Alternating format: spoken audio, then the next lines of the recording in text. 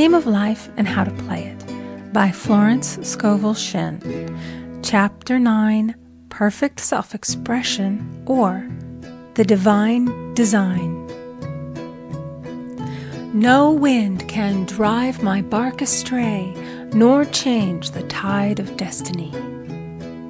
There is for each man perfect self-expression. There is a place which he is to fill, and no one else can fill, something which he is to do, which no one else can do. It is his destiny. This achievement is held, a perfect idea in divine mind, awaiting man's recognition. As the imaging faculty is the creative faculty, it is necessary for man to see the idea before it can manifest. So man's highest demand is for the divine design of his life.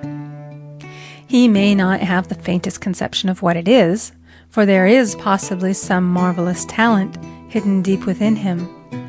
His demand should be, Infinite Spirit, open the way for the divine design of my life to manifest. Let the genius within me now be released. Let me see clearly the perfect plan. The perfect plan includes health, wealth, love, and perfect self-expression. This is the square of life, which brings perfect happiness.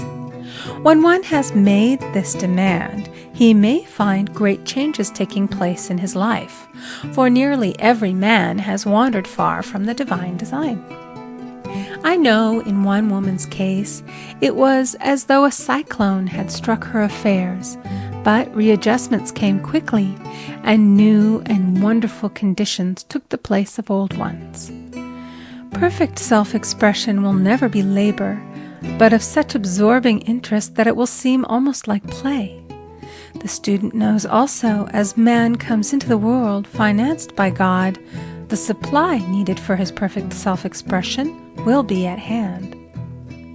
Many a genius has struggled for years with the problem of supply, when his spoken word and faith would have released quickly the necessary funds. For example, after the class one day, a man came to me and handed me a cent. He said, I have just 7 cents in the world, and I'm going to give you 1, for I have faith in the power of your spoken word. I want you to speak the word for my perfect self-expression and prosperity. I spoke the word and did not see him again until a year later. He came in one day, successful and happy, with a roll of yellow bills in a pocket. He said, immediately after you spoke the word, I had a position offered me in a distant city, and am now demonstrating health, happiness, and supply. A woman's self-expression may be in becoming a perfect wife, a perfect mother, a perfect homemaker, and not necessarily in having a public career. Demand definite leads, and the way will be made easy and successful. One should not visualize or force a mental picture. When he demands the divine design to come into his conscious mind, he will receive flashes of inspiration and begin to see himself making some great accomplishment. This is the picture or idea he must hold without wavering. The thing man seeks is seeking him. The telephone was seeking Bell. Parents should never force careers and professions upon their children. With a knowledge of spiritual truth, the divine plan could be spoken for early in childhood or prenatally. A prenatal treatment should be, let the God in this child have perfect self-expression. Let the divine design of his mind, body, and affairs be made manifest throughout his life, throughout eternity. God's will be done, not man's. God's pattern, not man's pattern, is the command we find running through all the scriptures, and the Bible is a book dealing with the science of the mind. It is a book telling man how to release his soul or subconscious mind from bondage. The battles described are pictures of man waging war against mortal thoughts. A man's foes shall be they of his own household. Every man is Jehoshaphat, and every man is David, who slays Goliath, mortal thinking, with the little white stone, faith. So man must be careful that he is not the wicked and slothful servant who buried his talent. There is a terrible penalty to be paid for not using one's ability. Often, fear stands between man and his perfect self-expression. Stage fright has hampered many a genius. This may be overcome by the spoken word or treatment. The individual then loses all self-consciousness and feels simply that he is a channel for infinite intelligence to express itself through. He is under direct inspiration, fearless and confident, for he feels that it is the Father within who does the work. A young boy came often to my class with his mother. He asked me to speak the word for his coming examinations at school. I told him to make the statement, "I am one with infinite intelligence. I know everything I should know on this subject." He had an excellent knowledge of history, but was not sure of his arithmetic. I saw him afterwards, and he said, "I spoke the word for my arithmetic and passed with the highest honors, but I thought I could depend upon myself for history and got a very poor mark." Man often receives a setback when he is too sure of himself, which means he is trusting to his personality and not the Father within. Another of my students gave me an example of this. She took an extended trip abroad one summer, visiting many countries where she was ignorant of the languages. She was calling for guidance and protection every minute, and her affairs went smoothly and miraculously. Her luggage was never delayed nor lost. Accommodations were always ready for her at the best hotels, and she had perfect service wherever she went. She returned to New York. Knowing the language, she felt God was no longer necessary, so looked after her affairs in an ordinary manner. Everything went wrong. Her trunks delayed, amid inharmony and confusion. The student must form the habit of practicing the presence of God every minute. In all thy ways acknowledge Him. Nothing is too small or too great. Sometimes an insignificant incident may be the turning point in a man's life. Robert Fulton, watching some boiling water simmering in a tea kettle, saw a steamboat. I have seen a student often keep back his demonstration through resistance or pointing the way. He pins his faith to one channel only and dictates just the way he desires the manifestation to come, which brings things to a standstill. My way, not your way, is the command of infinite intelligence. Like all power, be it steam or electricity, it must have a non-resistant engine or instrument to work through, and man is that engine or instrument. Over and over again, man is told to stand still. O Judah, fear not, but tomorrow go out against them, for the Lord will be with you. You shall not need to fight this battle. Set yourselves, stand ye still, and see the salvation of the Lord with you. We see this in the incidents of the $2,000 coming to the woman through the landlord when she became non-resistant and undisturbed, and the woman who won the man's love after all suffering had ceased. The student's goal is poise. Poise is power, for it gives God power a chance to rush through man, to will and to do its good pleasure. Poised, he thinks clearly and makes right decisions quickly. He never misses a trick. Anger blurs the visions, poisons the blood, is the root of many diseases, and causes wrong decision, leading to failure. It has been named one of the worst sins, as its reaction is so harmful. The student learns that in metaphysics, sin has a much broader meaning than in the old teaching. Whatsoever is not of faith is sin. He finds that fear and worry are deadly sins. They are inverted faith, and through distorted mental pictures bring to pass the thing he fears. His work is to drive out these enemies from the subconscious mind. When man is fearless, he is finished. Maeterlinck says that man is God afraid.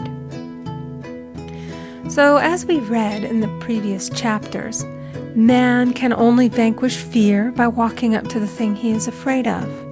When Jehoshaphat and his army prepared to meet the enemy, singing, "Praise the Lord, for his mercy endureth forever," they found their enemies had destroyed each other, and there was nothing to fight.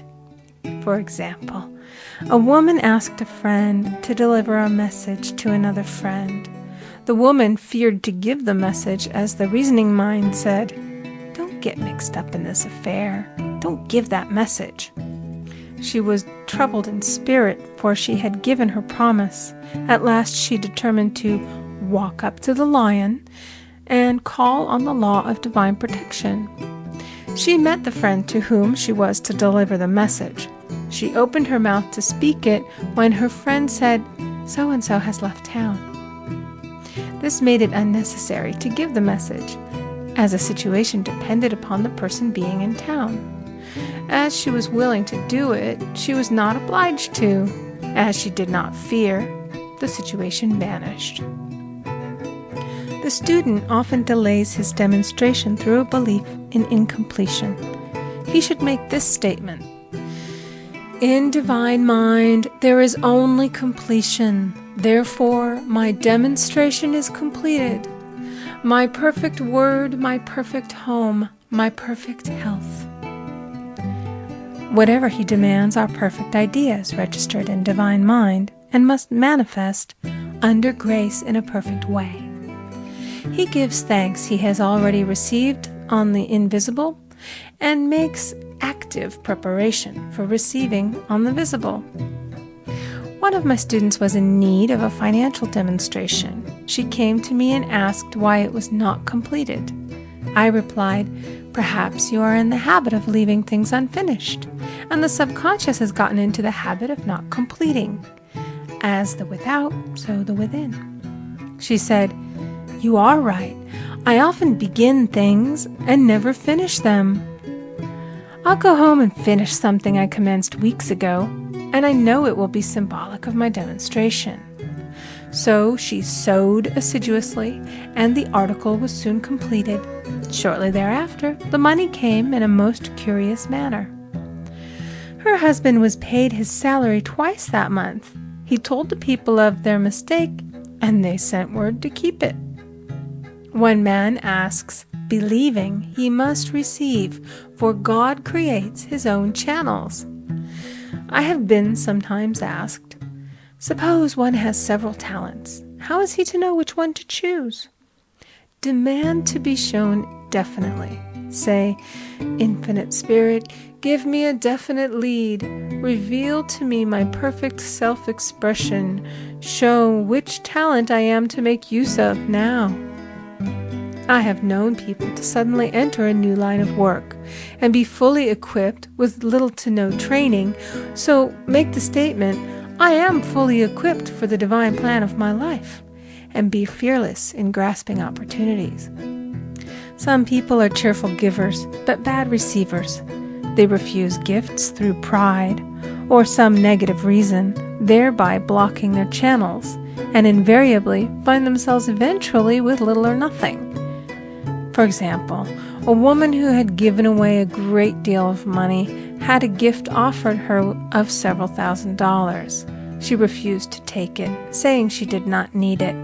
Shortly thereafter, her finances were tied up, and she found herself in debt for that amount. Man should receive gracefully the bread returning to him upon the water. Freely ye have given, freely ye shall receive. There is always the perfect balance of giving and receiving, and though man should give without thinking of returns, he violates law if he does not accept the returns which come to him, for all gifts are from God, man being merely the channel. A thought of lack should never be held over the giver. For example, when the man gave me 1 cent, I did not say, "Poor man, He cannot afford to give me that. I saw him rich and prosperous with his supply pouring in. It was this thought which brought it. If one has been a bad receiver, he must become a good one, and take even a postage stamp of it as given him, and open up his channels for receiving. The Lord loveth a cheerful receiver, as well as a cheerful giver. I have often been asked why one man is born rich and healthy and another poor and sick. Where there is an effect, there is always a cause. There is no such thing as chance. This question is answered through the law of reincarnation. Man goes through many births and deaths until he knows the truth which sets him free. He is drawn back to the earth plane through unsatisfied desire, to pay his karmic debts or to fulfill his destiny. The man born rich and healthy has had pictures in his subconscious mind, in his past life, of health and riches, and the poor and sick man of disease and poverty. Man manifests, on any plane, the sum total of his subconscious beliefs. However, birth and death are man-made laws, for the wages of sin is death. The Adamic fall in consciousness through the belief in two powers. The real man, spiritual man, is birthless and deathless. He was never born and has never died. As he was in the beginning, he is now and shall ever be. So through the truth, man is set free from the law of karma, sin, and death, and manifests the man made in his image and likeness. Man's freedom comes through fulfilling his destiny, bringing into manifestation the divine design of his life. His Lord will say unto him, "Well done, thou good and faithful servant. Thou hast been faithful over a few things. I will make thee ruler over many things," death itself. "Enter thou into the joy of thy Lord, eternal life." End of chapter 9.